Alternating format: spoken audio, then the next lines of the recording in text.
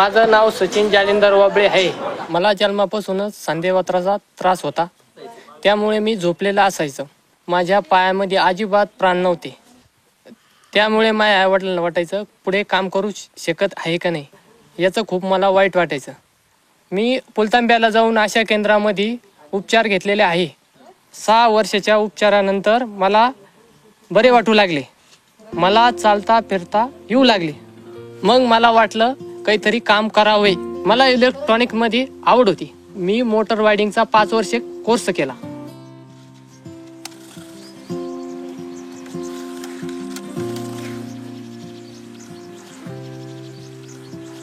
मी अपंग महामंडळाकडून 50,000 रुपये कर्ज घेतलेले आहे। कर्ज घेऊन हे दुकान टाकण्यात आलेले आहे, तर ह्या दुकानाचे मी 10 ते 15,000 रुपये महिना कमीत आहे।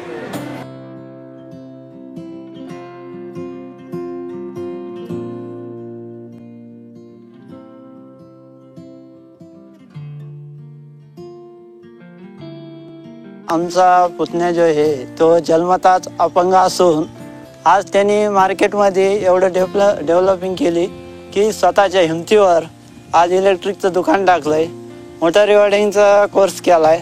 त्यातून त्यांनी भरपूर आम्हाला कमवून दाखवलंय। गेल्या 5 वर्षापासून दुकानाचा धंदा जोरात चाललेला आहे, त्यामुळे माझ्या आईवडिलांना माझा अभिमान वाटतो। आज माझ्या पायावर मी उभा आहे। आज माझा नातू अपंग असून धंदा करतो, याच्यात मला आनंद वाटतो।